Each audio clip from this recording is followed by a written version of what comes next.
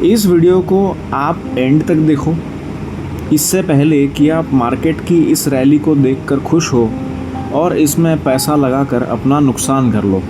Honestly मुझे ऐसा लगता है कि ये फेज़ सबसे डेंजरस होता है। तो आज हम इसके पीछे की पूरी कहानी समझेंगे, जो सिर्फ चार्ट्स को देखने से नहीं समझ आएगी। हम इसके एक एक मैक्रो एलिमेंट को समझेंगे, मतलब जो बड़े बड़े फैक्टर्स हैं सारे, इसको समझेंगे और देखेंगे कि क्या ये उछाल सस्टेनेबल है, मतलब ये क्या है, टिकेगा या फिर क्या आपको ये डुबाएगा। यूएस ईरान वॉर पूरी दुनिया के लिए सरदर्द बना हुआ है और यही हमारी कहानी का सबसे बड़ा एक मैक्रो ट्रिगर है।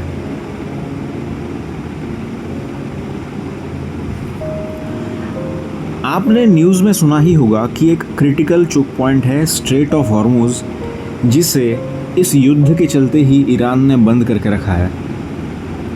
आप स्क्रीन पर देख सकते हैं, इसका मैप स्क्रीन पर मैंने ओपन करके रखा हुआ है।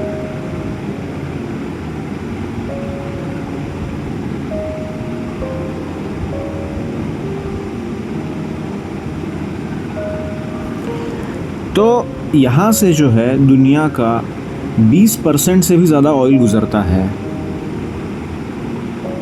मतलब इस बात को आप समझो कि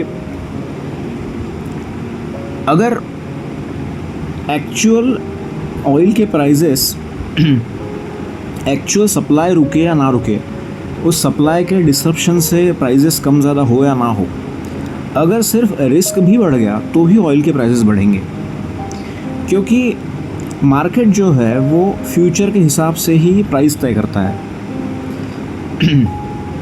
इसका मतलब है कि एक्चुअल सप्लाई अगर सही भी हो तो भी सिर्फ डर के चलते ही ऑयल के जो बायर्स और सेलर्स हैं वो दोनों ही ज़्यादा रेट पर ऑयल ख़रीदने बेचने के लिए तैयार हो जाएंगे। और इससे क्या होगा, ऑयल की कीमतें बढ़ेगी, क्योंकि फ्यूचर तो सर्टन नहीं है। तो अपना ऑयल का सप्लाई जो है वो इंश्योर करने के लिए ज़्यादा से ज़्यादा रेट में भी ऑयल की जो है डील्स हो जाएगी और इससे ऑयल के रेट जो है वो बढ़ेंगे, और जो हमें देखने के लिए मिल ही रहा है कि जो कीमतें हैं वो आप देख सकते हैं कि बढ़ती ही जा रही है। सारी न्यूज़ इसी तरफ पॉइंट कर रही है कि ये बढ़ती ही जा रही है। अभी अगर लाइव प्राइस देखें क्रूड ऑयल का कितना चल रहा है, तो आप देख सकते हैं कि ये लाइव ग्राफ मैंने आपके सामने ओपन किया है। ये $100 के आसपास चल रहा है। आज थोड़ा कम होते हुए दिख रहा है वैसे, पर आप समझ सकते हैं कि $100 के आसपास ही है, और चीज़ें अगर सही नहीं होती है तो उसके पार भी जा सकता है, निकल सकता है।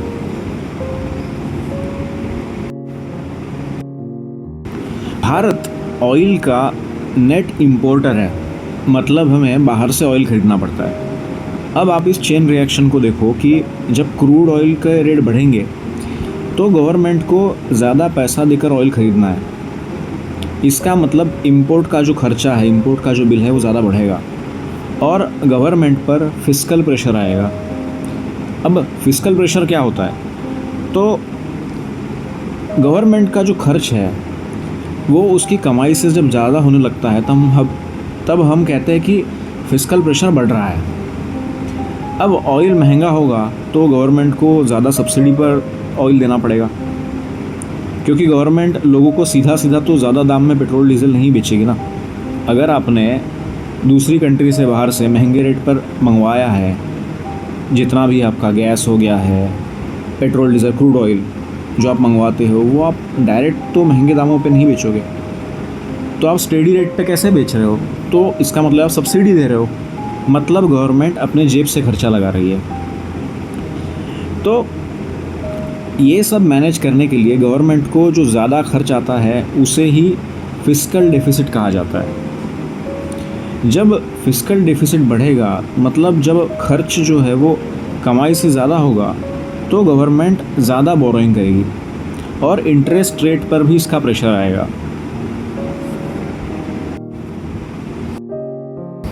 है ये आगे बढ़ती है और ये चेन जो है वो इन्फ्लेशन में ट्रांसलेट होती है, मतलब महंगाई में ट्रांसलेट होती है। ऑयल बढ़ेगा तो ट्रांसपोर्ट बढ़ेगा, ट्रांसपोर्ट का खर्चा बढ़ेगा, मैन्युफैक्चरिंग की कॉस्ट बढ़ेगी, और अल्टीमेटली ये जो पैसा भरना है ये हमको भरना पड़ेगा, इसको ही हम महंगाई कहते हैं। तो अब आरबीआई का मेन गोल जो है इन्फ्लेशन को कंट्रोल करना है। इन्फ्लेशन मतलब महंगाई, और अगर इन्फ्लेशन हाई है तो आरबीआई जो है वो सपोर्ट नहीं कर पाएगा।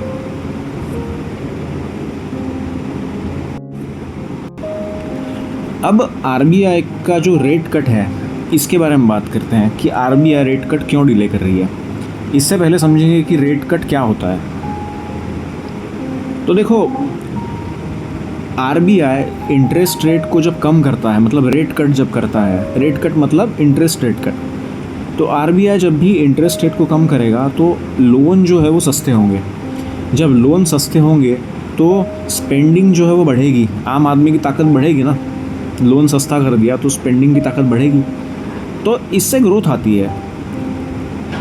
लेकिन अगर महंगाई का मंजर चल रहा है और महंगाई बढ़ने के ही चांसेस लग रहे हैं, तो आरबीआई ऐसे में रेट कट नहीं करेगा। तो आप देख सकते हैं कि आरबीआई ने जो रेट कट है वो डिले कर दिया है अभी, क्योंकि पैसा अगर सस्ता कर दिया, लोन सस्ता कर दिया, तो डिमांड बढ़ेगी और प्राइजेस बढ़ेंगे। तो इससे क्या होगा, इससे महंगाई और ख़राब होगी। इसीलिए इस सिचुएशन में जो रेट कट्स है वो डिले कर रही है आरबीआई।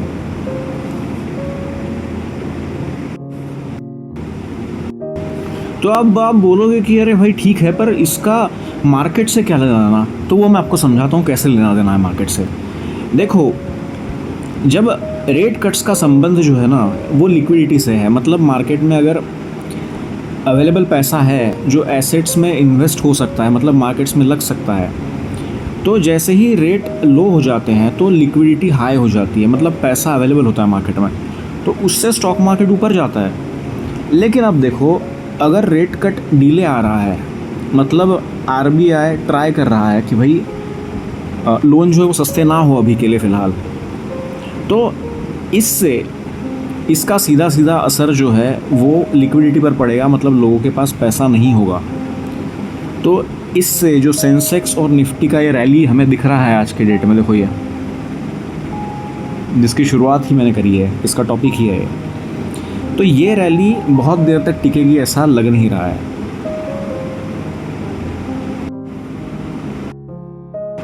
बात करते हैं रुपी की, मतलब रुपी और यूएस डॉलर का जो चल रहा है ना, यूएस डॉलर कितने रुपी में मिल रहा है। तो रुपी जो है वो, अगर हम ऑयल इंपोर्ट की बात कर रहे हैं तो रुपी के बगैर इसकी बात हो नहीं सकती है। तो रुपी अगर यूएस डॉलर के अगेंस्ट गिरता है तो ये बहुत बड़ा सिग्नल होता है कि रुपी के गिरने से जो ऑयल इंपोर्ट्स है वो महंगे होंगे। और अगर डॉलर स्ट्रांग होता है रुपी की तुलना में, तो जो FIIs है, मतलब फॉरेन इंस्टीट्यूशनल इन्वेस्टर्स हैं, वो मार्केट से अपना इन्वेस्टमेंट बेचेंगे, इंडियन मार्केट से अपना इन्वेस्टमेंट बेच देंगे। जो कुछ दिनों पहले न्यूज़ आई भी थी, मैंने अपने पहले वीडियो में एक वीडियो बनाया हुआ है इसके ऊपर, मैं लिंक जो है उसका पोस्ट कर दूंगा इसी वीडियो में या डिस्क्रिप्शन में डाल दूंगा। तो डॉलर अगर स्ट्रांग होता है तो FII जो है वो यूएस जो बॉन्ड्स है उसमें पैसा लगाएंगे। तो इससे जब डिमांड गिरेगी, तब अगर इंडियन रुपी कमज़ोर होगा तो मार्केट के ऊपर प्रेशर बढ़ेगा। रुपी को आप एक तरह से कह लो कि एक इंडिकेटर है बहुत बड़ा कि फॉरेन इन्वेस्टर्स का हमारी इकोनॉमी में और हमारे मार्केट्स में कितना कॉन्फिडेंस है। रुपी अगर स्ट्रॉन्ग चल रहा है तो मतलब दुनिया भर के फॉरेन इन्वेस्टर्स जो है वो हमारे मार्केट्स के बारे में कॉन्फिडेंट है। और अगर रुपया कमज़ोर चल रहा है, जो कि अभी चल रहा है, ये ग्राफ आप देख रहे होंगे, तो देखो बढ़ा ही है यूएस डॉलर INR, है ना। तो यूएस डॉलर, देखो ज़्यादा पैसा देना पड़ रहा है हमको यूएस डॉलर के लिए, ज़्यादा। देखो आज का ये ग्राफ, तो रुपया अगर कमज़ोर है तो मतलब फॉरेन इन्वेस्टर का कॉन्फिडेंस नहीं है हमारे मार्केट्स में, हमारी इकोनॉमी में। तो ये था हमारा अगला। अब करते हैं ग्लोबल मार्केट्स की क्योंकि हम जानते हैं कि ग्लोबल मार्केट्स का जो असर है वो हमारे इंडियन मार्केट्स पर पड़ता है। तो ग्लोबल मार्केट्स की बात करे बगैर इंडियन मार्केट्स की बात करना अगर हम पूरा समझना चाहते हैं तो वो हो नहीं पाएगा। तो ग्लोबल मार्केट्स अगर आप देखें सारे, है ना, मतलब अमेरिकन मार्केट्स देखेंगे, Nasdaq, Dow Jones, European markets हो गया है, बाकी एशियन मार्केट्स हो गया है, ये सारे मिक्स मूड में चल रहे हैं। मतलब इसकी कुछ पक्का ऐसा बताया नहीं जा सकता कि रैली है क्या है। तो लिक्विडिटी जो है वो है सिस्टम में, लेकिन जो रिस्क है वो रिस्क फैक्टर्स बढ़ रहे हैं। जैसे जियो पॉलिटिक्स की मैंने बात करी, या यूएस बॉन्ड यील्ड हो गया है, या जो महंगाई है, क्योंकि केवल इंडिया नहीं है जो इंपोर्टर है ऑयल का, बाकी कंट्रीज़ भी इंपोर्ट करती है और इन्फ्लेशन, महंगाई हर जगह देखने के लिए मिलती है। तो इसका रिज़ल्ट ये है कि मार्केट में कोई ट्रेंड नहीं है, और जो भी मूव आपको दिखता है वो सारा न्यूज़ ड्रिवन ही होता है। मतलब न्यूज़ आ गई अच्छी तो मार्केट अच्छा कर रहा है, न्यूज़ ख़राब आ गई तो न्यूज़ गिर गया। मतलब इसका कोई बेस, कोई फाउंडेशन नहीं है ऐसा सच। अब निफ्टी के ऊपर आते हैं। निफ्टी स्ट्रॉन्ग दिख रहा है और सेंसेक्स भी स्ट्रॉन्ग दिख रहा है, लेकिन इसका जो ब्रेड्थ है वो ब्रेड्थ वीक है। तो मार्केट का ब्रेड्थ मतलब क्या है? तो कितने स्टॉक्स इस मार्केट की रैली में पार्टिसिपेट कर रहे हैं। मतलब अगर बढ़ रहा है तो सारे एक साथ बढ़ रहे हैं या फिर कुछ गिने चुने बढ़ रहे हैं। अगर सिर्फ गिने चुने स्टॉक्स ऊपर है तो इस रैली को हेल्दी नहीं कहा जा सकता ऐसे सेंस में। तो यहाँ पर आता है टर्म अभी इंडेक्स मास्किंग। मतलब ये इल्यूजन क्यों हो सकता है बहुत बड़ा कि ये बढ़ रहा है मार्केट। जो हेवी वेट्स है जैसे HDFC बैंक हो गया है, तो अगर हेवी वेट्स हम लेते हैं, HDFC बैंक हो गया है, ICICI बैंक, रिलायंस, SBI, ये सारे इंडेक्सेस को जो है ये असर डाल रहे हैं इंडेक्सेस पर कि इनके स्ट्रॉन्ग होने से जो है ये स्ट्रॉन्ग दिखता है हमें, निफ्टी, सेंसेक्स।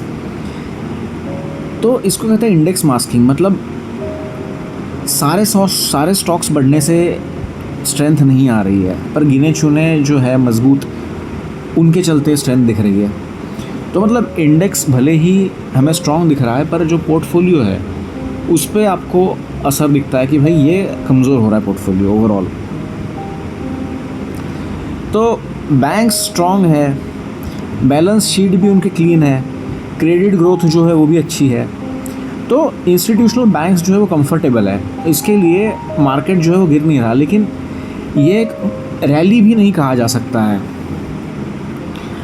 तो ऑटो सेक्टर को देखते हैं अभी। देखो, ऑटो सेक्टर में डिमांड का सिग्नल जो है वो है, ऑटो कंपनीज प्राइसेस बढ़ा रही है और डिमांड अभी भी काफ़ी स्टेबल है।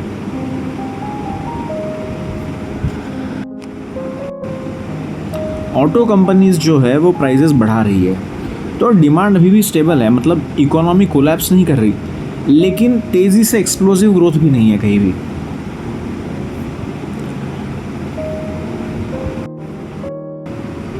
अब हो क्या रहा है कि जो लार्ज कैप्स है वो थोड़ा सेफ जोन में है, क्योंकि FII जो है वो सिलेक्टिवली लार्ज कैप्स में जो है वो पैसा लगाते हैं।